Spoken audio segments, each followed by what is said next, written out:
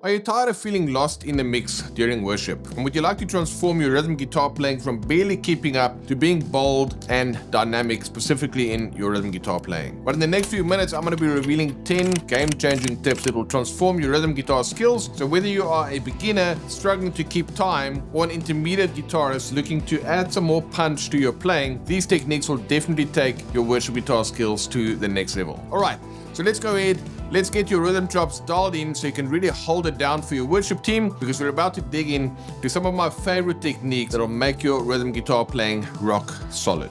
Alright, so our first step has nothing to do with the act of playing rhythm. It's more focused on your fretting hand, and that's all about using smaller chords in your playing. You see, when you use a big chord like an E5 power chord like that, for example, it's not really going to be able to cut through the mix, and there's too much information happening when you are playing 5 or 6 strings at the same time. There's definitely a time and a place for that, but for the most part, you want to go ahead and use smaller chords in your playing. So for example, instead of playing a G5 like this, you might want to do just 3 notes like this.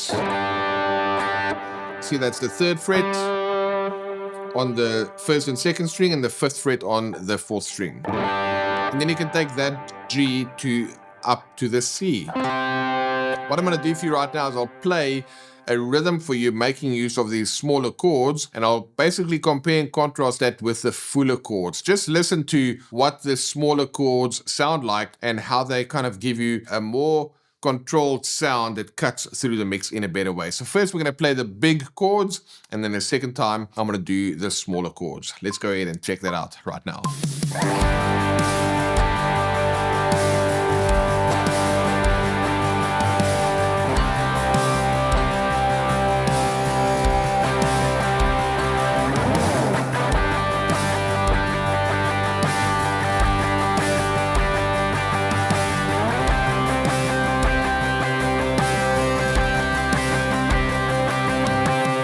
So depending on your taste, like I said, there's different things for different times. So it's never like doing one thing all the time. You have to learn how to develop an ear where you can go ahead and choose the right voicing for the right moment. But I'm sure you'd agree that for a lot of energetic songs, when you play the smaller chords, that sounds a lot better because they are able to cut through the mix and you have less strings that you have to fret while you are playing. Now, in order to do that, there's many different voicings that you can play. You can play G5 like this. I can make it a G5 add 9. I can play a power chord like this. If I want to, I can add the add 9. I can do a sus2. There's many different ways in which you can play these 2-note voicings, even just using 2 notes.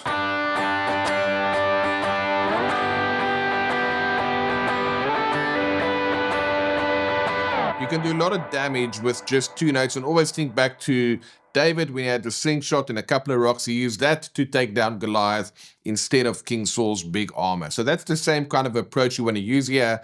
But in order to get that working for you, you must make sure, number 1, you know the voicings, and that number 2, your string muting is intact, which means you are able to play all 6 strings while even just hearing 2 notes. Or 3 notes, depending on how many notes that you are fretting. While you are strumming all the notes, you can literally just go ahead and just hear the notes that you're playing. A cool exercise for that is when you look at a chord, let's take G, which is made up by B, D, and G, for example. Those are octaves, and then C can be C, E, G. You can use octaves in your playing to also sound really cool. It conveys a lot of melodic information, but it still respects the harmony, meaning the chords that you are playing over. So I'll go ahead and demo that for you in another section. But in order to have that down, you really must have your string muting dialed in. And we've got a full video right here on our channel dealing with string muting, which you'll find in the description if you want to go ahead and check out proper muting techniques for cleaned and controlled strumming. Alright, so once you have a clean and consistent strumming with smaller chords, whether you're playing octaves, whether you're playing single notes, whether you're playing two notes, there's many different ways in which you can go ahead and play smaller chords. What you want to get used to is practicing a consistent 16th note strumming pattern with a metronome. All that means is you're going to go ahead and put on a metronome and then just learn how to play consistent 16th notes.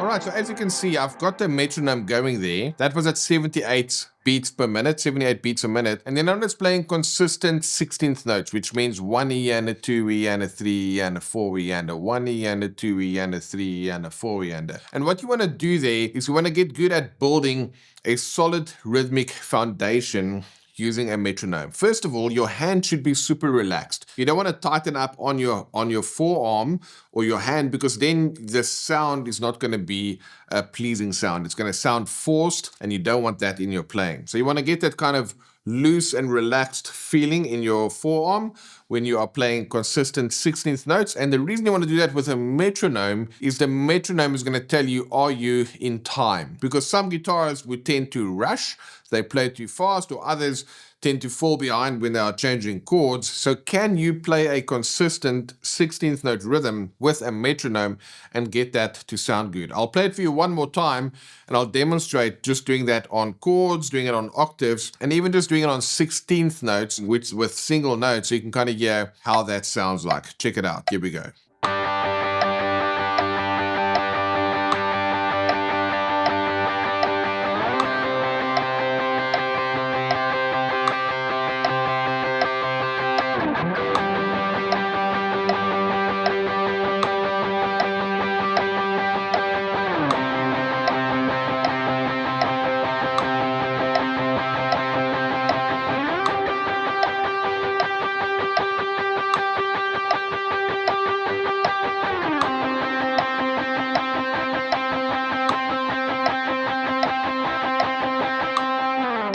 Alright, so I'm sure you'd agree that that at least sounds like it's in time. There's a bit of a vibe there. I'm striving for a clean and consistent and an even sound as I'm strumming the notes with consistent 16th note strumming, which is literally just down, up, down, up, down, up, down, up.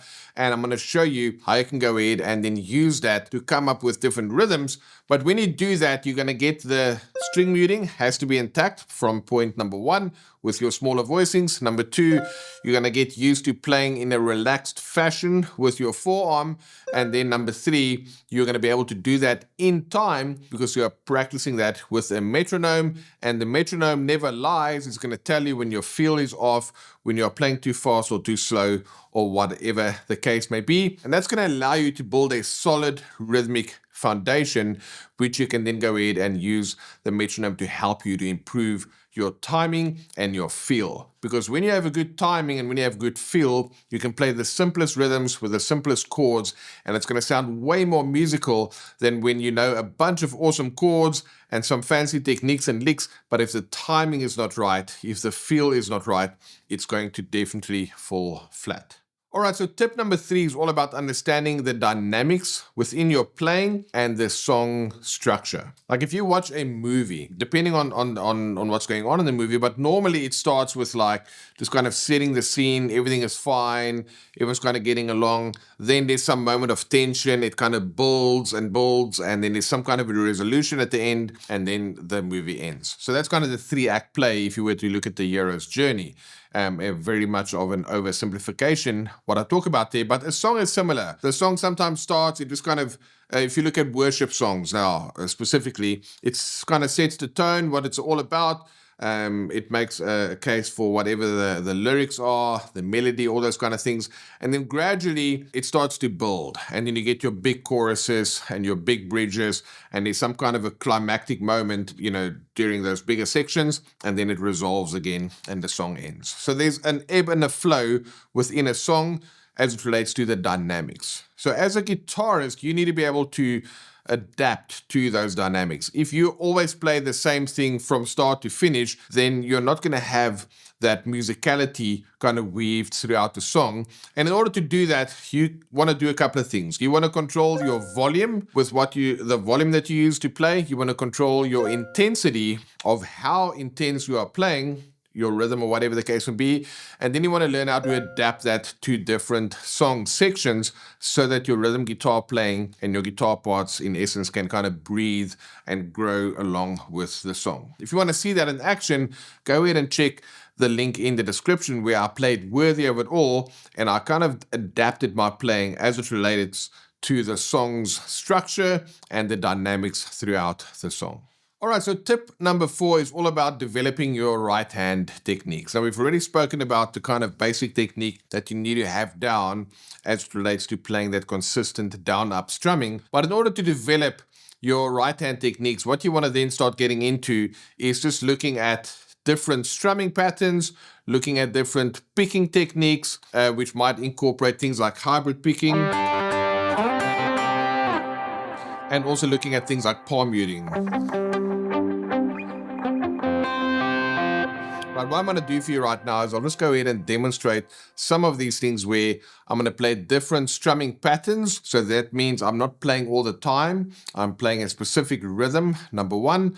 And then I can also show you how I can use picking techniques and even single note in my playing that still makes use of very strong rhythm. The mistake that some guitarists make is they think that you have rhythm guitar and that you have lead guitar, when in actual fact it's just guitar. Because if you play lead, there's still a rhythmic force and a rhythmic driving force behind the notes that you're playing. And if you think you're just going to play scales and kind of forget about the rhythm behind it, you are going to miss out on the impact that your single notes can make. In the same way, some guitarists tend to think that rhythm is only when you strum, but rhythm also happens when you are picking. When you are picking a pattern, there needs to be a specific kind of a repetitive rhythm that you have in your playing. So what I'm going to do right now is I'm going to quickly just have a jam. I'll demonstrate some strumming. I'll demonstrate some picking. I'll demonstrate some palm muting. And I'll also demonstrate some single note playing, all with a strong focus around the rhythmic driving force behind it. So let's go ahead and we'll check that out again over a 1-4 progression in the key of G, which means my chords will be G to C. Here we go.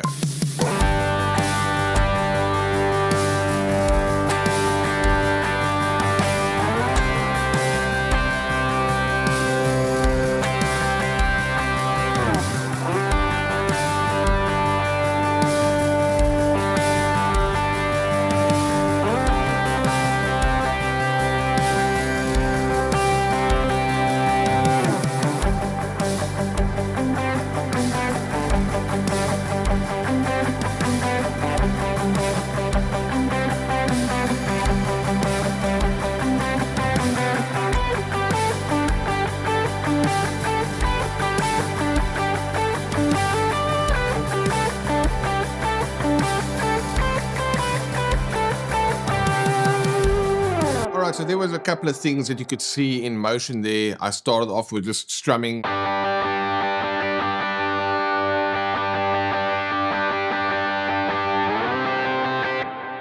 Clearly, that's what we've been talking about so far. But then when it came to picking, I used hybrid picking and there was still some kind of a rhythmic driver.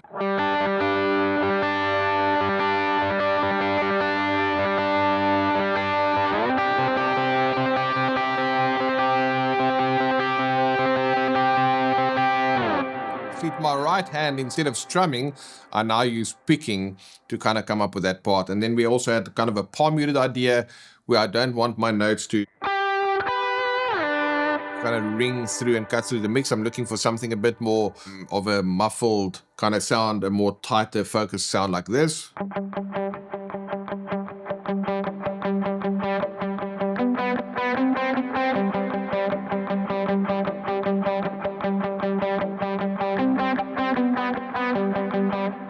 You see, there's still a strong driver behind that from a rhythmic point of view, but because I'm using palm muting, it's going to give me more of a tight and focused sound, and that way you can still level up the song from a rhythmic perspective without having to play a full strumming pattern. And then finally, I did a combination of picking, palm muting, and letting my notes ring out with a solid rhythmic pattern that I was repeating over and over. Because if I just play a bunch of notes, then it's hard for people to kind of get their head around what you're doing, because it's just a bunch of notes and it's a bunch of noise. But if you can package those same notes into a rhythmic pattern, it's going to be a framework in essence that people can understand, because they understand rhythm in a deep and instinctive way. That's just the way that we are wired as humans. Our hearts beat, we talk in a rhythm, we walk in a certain rhythm. When you're driving a car, whatever you do, there's a rhythm to everything that you're doing in life. So even people that are not musicians, they understand the concept of rhythms of seasons. The waves have a rhythm. Everything has a rhythm in it in some way, shape, or form. So when your playing can go ahead and also use the concept of rhythm, it becomes a framework which people will then understand what you're playing. And that's why if I play something like this,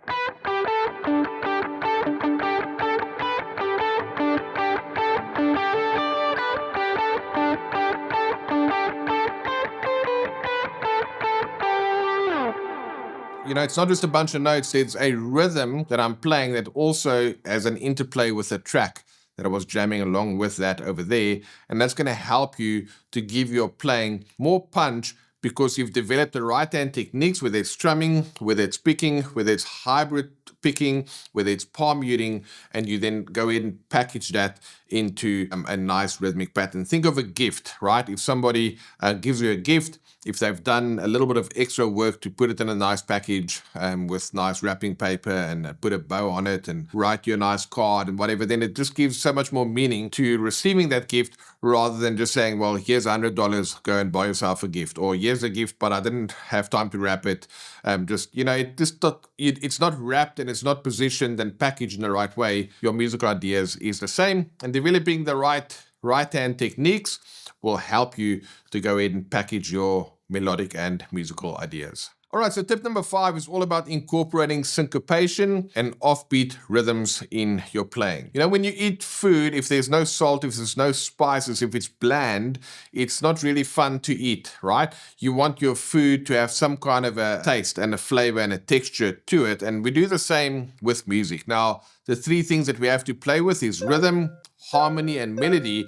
And you can go ahead and add some interest, whether you're playing progression, whether you're playing lead, whatever the case may be, by incorporating some syncopation. That's going to be the thing. Think of syncopation as the opposite of being bland. Now, you've probably seen some of the jokes going around with where people clap on 1 and on 3, which means that when you clap on 1 and 3, when you sing a song, it just doesn't sound good. It's a good indication that you have no rhythm, or you just don't know where to clap. But if you clap on 2 and 4, immediately that sounds very different. Now, why is that? Well, if you look at your 4 beats in a bar, beats 1 and beats 3, those are your obvious strong beats. And if you just clap on those obvious strong beats, it just doesn't have a good feel, because there's no interplay between everything that's going on. Whereas if you clap on beats 2 and 4, those are weaker beats than beats 1 and 3. And if you do that, then it starts to sound a bit more musical. So syncopation is when you place emphasis on the weaker beats within a bar. Now, I'm not talking about beats 2 and 4, because those are obvious, 1, 2, 3, 4. But if you look at 1 E and a 2 E and a 3 and a 4 E and you've got 16 notes within a bar. And if I just play 1 E and a 2 E and a 3 E and a 4 E and then I'm just playing the same thing over and over. I'm not highlighting any of the weaker beats, of the beats that are not normally played strong. But if I play something like this,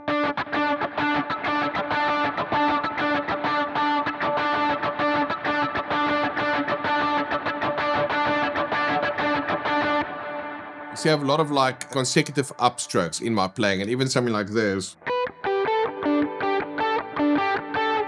Syncopated, and I'm playing around those strong beats and I'm placing emphasis on some of those weaker beats. And when you are using that and kind of using those off beats a little bit more in your playing, immediately it's going to go ahead and add more flavor and spice and interest to your playing, and will help your playing to not sound bland and boring. So go ahead and give that a shot by checking out some syncopation in your playing. All right, so point number 6 is to learn to master the art of groove. Now, what does that mean? People talk about groove and they talk about feel, but it's not very often that you can kind of hear someone articulate exactly what it is. And there's two reasons for that. Reason one, it is kind of hard to use words to express using the English language to express something from the musical language. It's kind of like two different languages. Like I can't use English to communicate to somebody in Chinese or explain how the Chinese language works without speaking Chinese. It's two different languages. Now, it's hard when it comes to rhythm and feel and your timing and all those kind of things to really articulate exactly what does it mean to have your playing sit in the pocket. But in essence, what you want to go ahead and do when it comes to developing groove is just whatever you are playing, it feels good. It's not rushed and it's not out of time, and it sits well within what the rest of the band is doing. And when you look at doing recording music and what we call quantizing your playing, where the computer can go ahead and make everything 100% perfectly in time based on a grid within your recording software, that hardly ever feels good, because now it's almost like an AI generated image. We can clearly see that is not really, the hands of the person look weird or whatever the case may be. Or if you've ever heard AI music, it sounds like all the things are in the right places, but it lacks some of that soul and feel. Rhythm is the same. It's not about just exactly where you place the notes, but it's about adding that human element so that it feels good within whatever else is happening with the rest of the band. Now, the way that you do that as a guitarist is you need to learn how to keep your hand moving at all times. That's why one of the first tips is to learn how to play 16th notes, down, up, down, up, down, up, in a consistent fashion. And then you want to listen to the overall rhythm of what's going on around you. And you want to find some complementary patterns that's going to fit well within the mix. What I'm going to do for you right now is I'm going to play 3 rhythms. Rhythm number 1, I'll just play down, up the whole time. Rhythm number 2, I'm going to play down, up, and I have a rest, and I'll play down, up again. So I'm just going to play 8 strokes instead of the 16 available to me within the bar. Already that's going to start to sound like it sits a little bit better with the rhythm, because it's not just what you play and how you play it, but it's the spaces in between the notes that kind of adds to the feel and the groove of your playing. And then for the final rhythm, I'll break the rhythm down for you afterwards, but listen to how I'm going to do something that fits with the drums. Because the drummers, that's what they do. They study groove, they learn how to make things groove and feel good, because they can't play melodies, they can't play chords. Literally, they're all about rhythm and groove and feel. So if you can listen to what a drummer does and lock in with that, especially if you're playing with a good drummer, then you can go ahead and get a lot of ways in which you can go ahead and master the art of groove. So I'm going to do that for you right now. I'm going to play that same progression, that 1-4. I'll play 16th notes the first time, then I'll play just 8 strokes the second time, and then the third time I'll go ahead and play a rhythm that sits in well with the drums by accenting some of the things that they're doing and also finding some complementary rhythms together with that groove. Let's go ahead and check that out.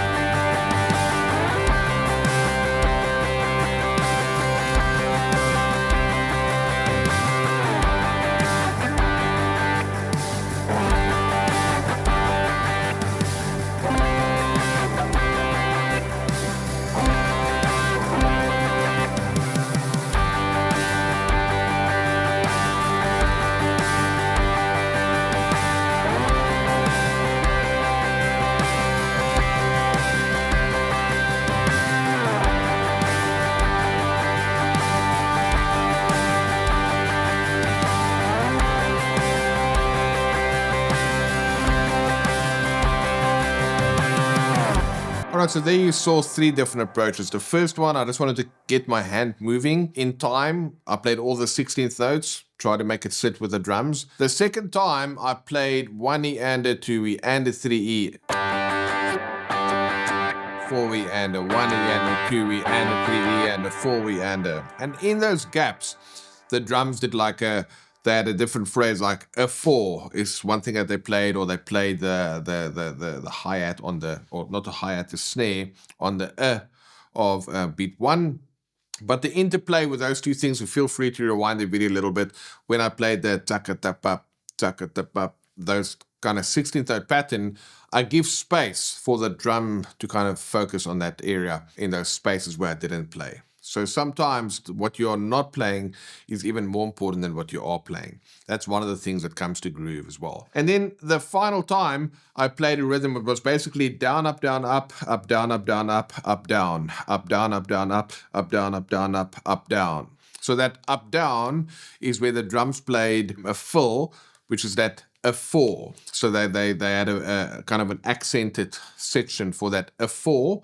You can rewind a little bit and listen to that. And then also if you listen to that, the second upstroke, down, up, happens on the of one knee, and is where the snare lands as well. So then I'm taking some areas where I'm now interlocking with the drums. Instead of leaving space for them, I come alongside and I also go ahead and play a similar rhythm. You don't want to do the same thing the whole time, but you play your rhythm, they both kind of work together, and at certain times they come and they play the same thing in time within the groove. So your job is to keep that right hand moving. That's going to help you be your kind of internal timekeeper, and then go ahead and find complementary patterns that you can use to sync up with the rest of the band. All right, so tip number 7, we've already used that in our examples. And that's basically adding some percussive techniques and palm muting to your playing. So what does that mean? Well, percussive techniques, think about the guitar and think about music. You have rhythm, you have harmony, and you have melody. On the guitar, I can play melody. That's a melody. I can play harmony.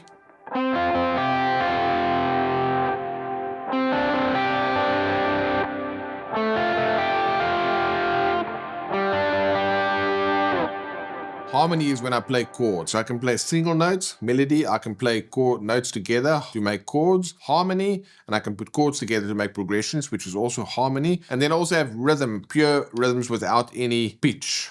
So I can do that on the guitar with these, or kind of slides and scratches and muting and all those kind of things to add some purely percussive sounds. Look at a drummer. They can play the purely percussive sounds, and while their drums are tuned to some kind of a pitch, they can't play a melody. So you can't say to a drummer, play. They can't, because they don't have pitch in the drums in order to play notes from the major scale like that. They can also not, because they don't have notes, they can't play chords. They only have rhythm. Think of a saxophone player. They can't create purely percussive sounds unless they make some weird sounds with their mouth through the mouthpiece and whatnot. But they can't play. They can't do something like that, purely percussive, like the drums.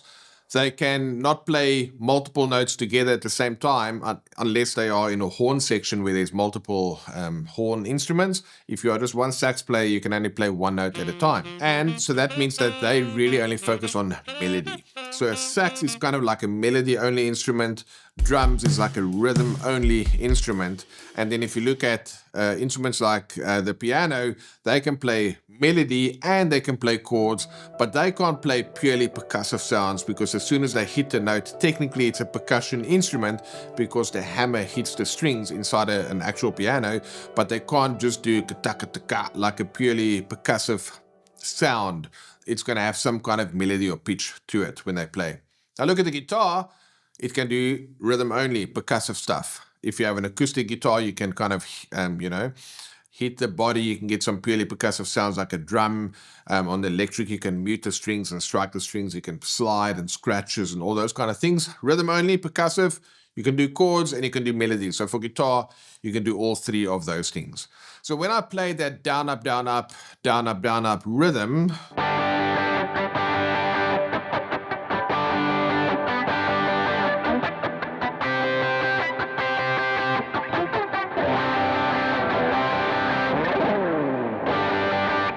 so you can then add in these scratches to go ahead and give you some of those sounds. And if I take off my delays and I just do something like this,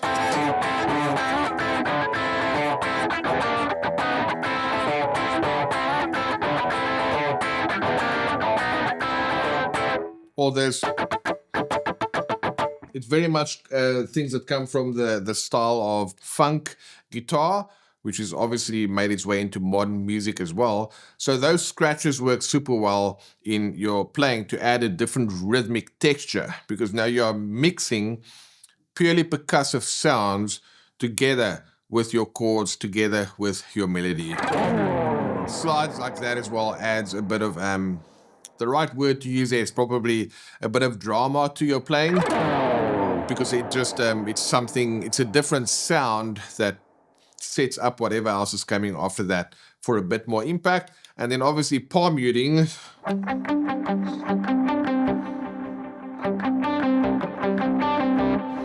kind of dulls the note a little bit so that we don't have the notes going to be in your face like that. So palm muting, scratches, muted strums, slides, all these things allows you to kind of use all of the sounds available at your disposal in a musical way. So make sure you check out some percussive techniques in your playing. All right, tip number 8 is all about practicing different grooves and learning how to lock in with a band. I already demonstrated that for you earlier when I listened to what the drums were doing and kind of finding a rhythm that can work with the rest of the band, that I can really lock in with them. And then I can experiment with various rhythmic patterns, and I can focus on finding that sweet spot between what the drums and bass are doing. Now, if you're playing at a tempo like we just did, it's around 78 beats a minute. A lot of worship songs range from that 60 to kind of high 70s beats per minute. It's like a sweet spot for that. But when you're doing a fast praise song, then the rhythms are going to be different, because it's going to feel different based on the tempo. If it's like a faster song, like a Glorious Day or like a praise, those songs are much faster, so your playing has to adapt to that. And then also you get time signatures, like a 6/8 song is going to have a different feel to a 4/4 song. And we'll go ahead and dedicate some lessons to that. How would you play 6/8 rhythms and all those kind of things. The main thing that you just want to do is don't get in the habit of playing just one rhythm. Learn to play different grooves, different feels, and then use all the tips I've given you so far to go ahead and lock in with the band. All right, so point number 9 is all about using effects to enhance your rhythm guitar playing. Now, we've used that throughout this lesson so far.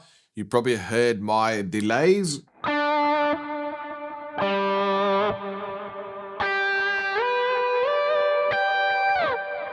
So yes, there's a lot of delay and there's a lot of reverb as well. So when you are playing rhythm guitar, you want to learn how to dial in your delays and your reverbs and even some other effects to go ahead and support the parts that you are playing. So for this track that we jammed along to, it's at 78 beats a minute. I've got my delays set at 78 beats a minute so that it works with the actual track. It's in time and it adds value to the parts that I'm playing over there, because it's not just rhythm on their own, it's actually got the rhythms dialed in with a delay. So if I play something with a delay, something like this,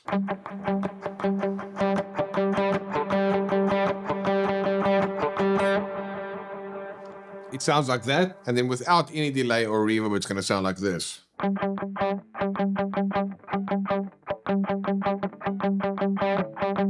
Okay, so it doesn't quite have the same feel and effect, so to speak. If I listen to this again,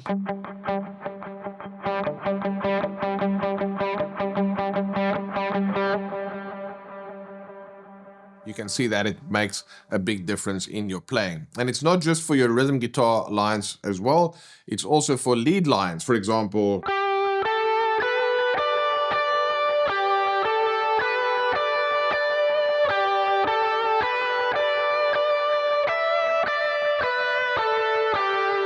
you can hear that sounds a lot better than with the reverbs and the delays if I've just played without any of that.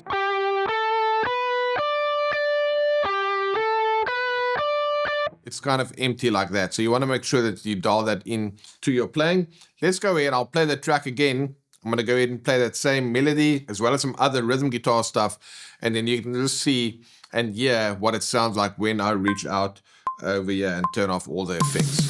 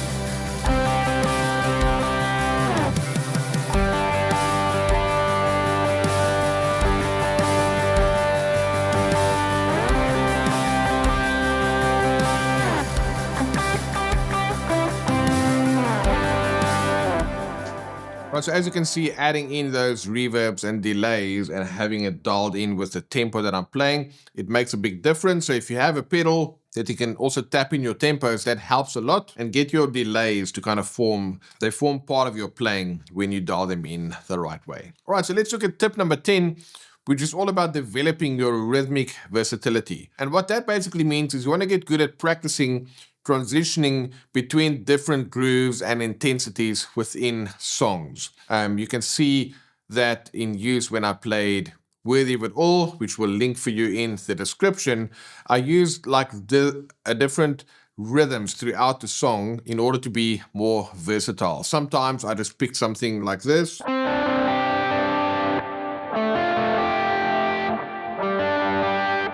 Other times I played something that was more rhythmically involved, along with some palm muting. And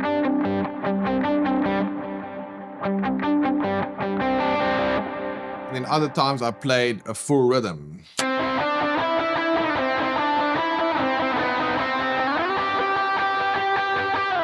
You know, with a different rhythmic approach while I'm playing the melody, and other times just a more gentle melody.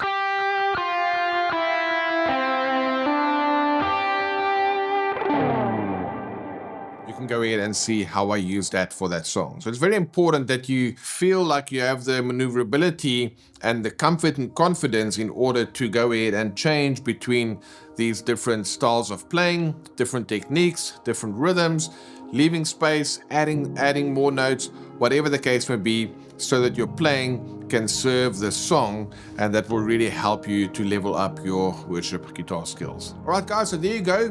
Those are 10 tips that you can use to level up your rhythm guitar chops, and hopefully you've seen that rhythm is not just strumming, it's also for picking, and it's also for playing melodies and lead lines. By working on your rhythm guitar playing, you'll definitely level up in a massive way. Now, if you want to see some of these techniques in action over a song, go ahead and check out this video, which is Worthy of It All. You can see the full performance of the song, where I play different parts that I composed for the song that I would play on a Sunday. And then we have another video that I'll go ahead and break that all down.